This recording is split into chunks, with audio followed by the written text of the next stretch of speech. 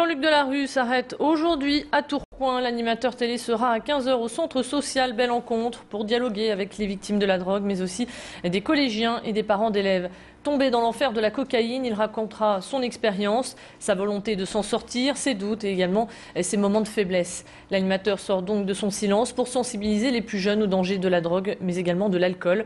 Après Tourcoing, Jean-Luc Delarue continuera son tour de France et s'arrêtera également en Belgique et en Suisse.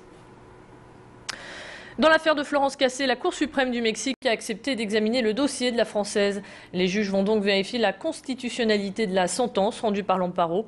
Les avocats de la nordiste ont détaillé 7 points qui sont, selon eux, anticonstitutionnels.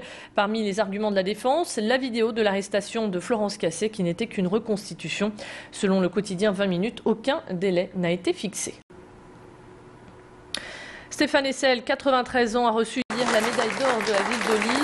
Martine Aubry lui a remis en personne cette décoration. Ancien résistant, diplomate et militant, il a été un grand témoin de l'histoire. Stéphane Hessel a plusieurs cordes à son arc puisqu'il est aussi écrivain et poète. Son dernier livre, intitulé Indignez-vous, remporte d'ailleurs beaucoup de succès. Lors de cette récompense, Stéphane Hessel a fait un discours à l'attention des jeunes. Écoutez.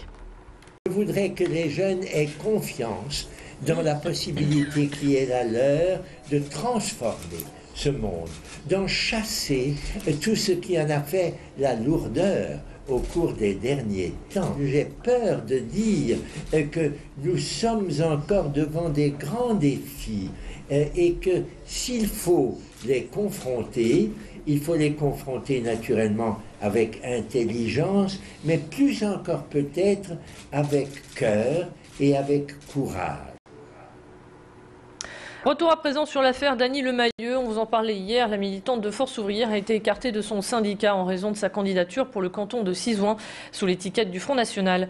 Le syndicat a appris la nouvelle par la presse et n'a pas apprécié cette affiche politique. Pour l'Union départementale de Force ouvrière, sa candidature n'est pas compatible avec son mandat. Annie Lemailleux ne comprend pas cette sanction. Syndicaliste à Force ouvrière depuis plus de 30 ans, elle s'était déjà inscrite sur la liste du Parti socialiste pour les municipales d'Orchy, sans susciter de réaction de la part de Force ouvrière.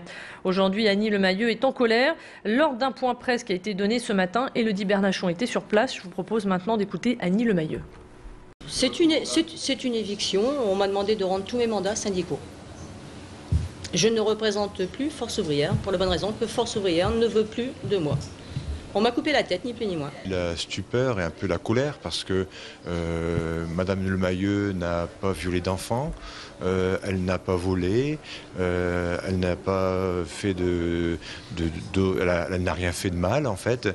Et on apprend que Madame Lemailleux est suspendue tout soudainement, après 30 ans de bons et loyaux services au sein d'une organisation syndicale. Elle est suspendue. Pourquoi ? Parce qu'elle a osé déposer sa candidature pour le Front National assez cantonal. Annie Lemailleux qui a d'ailleurs décidé de porter l'affaire devant la justice. Elle attaque Force ouvrière pour discrimination. L'actualité du jour, c'est aussi l'arrestation de 4 membres présumés de l'organisation séparatiste basque espagnole. Ils ont été arrêtés hier soir à Villancourt, dans le Pas-de-Calais. Pour le moment, on ne connaît pas encore leur identité, mais il pourrait s'agir de personnes haut gradées. Le chef militaire de l'ETA pourrait être l'une de ces 4 personnes. Les suspects avaient attiré l'attention du voisinage, ayant des doutes sur l'authenticité des papiers qu'on lui avait présentés. Un homme a alerté la gendarmerie et les personnes ont été placées sous surveillance pendant plusieurs jours. En coopération avec les autorités espagnoles, la brigade antiterroriste et le RAID, ensemble ils sont intervenus et ont trouvé à leur domicile des armes ainsi que de faux documents. Le matériel informatique, lui, a été saisi et sera prochainement analysé. Le corps repêché dans la Deule mercredi dernier est bien celui d'une femme. On ne connaît toujours pas l'identité de la victime, mais on sait qu'elle était âgée d'une 50aine d'années. Selon les résultats de l'autopsie, le corps ne présente aucune blessure. Selon la police, il pourrait s'agir d'un suicide. Une dame souffrant de dépression a disparu il y a une dizaine de jours. La police poursuit son enquête. Il y avait de l'ambiance hier au stade couvert de Liévin. Les champions du monde de handball ont battu la Serbie qui a donné du fil à retordre aux Français, comme en témoigne le score final qui est de 29-28. Jusqu'au coup de sifflet final, le score était très serré. Les Serbes devançaient les Français de 2 points, mais à 2 minutes de la fin, Nicolas Karabatic a inversé la vapeur grâce à un tir en suspension. Champion du monde pour la 4e fois depuis le 30 janvier, ce premier match depuis leur sacre était l'occasion pour eux de fêter ce titre mondial avec son public. Cette victoire confirme donc la qualité de jeu des Bleus, même s'il manquait à l'appel quelques joueurs. On écoute à ce sujet Claude Onesta au micro de Pierre Beauvillain. Luc Nordis, il répond souvent présent. Et, je vois les matchs à la télé à Dunkerque. Aujourd'hui, on a joué ici à Liévin.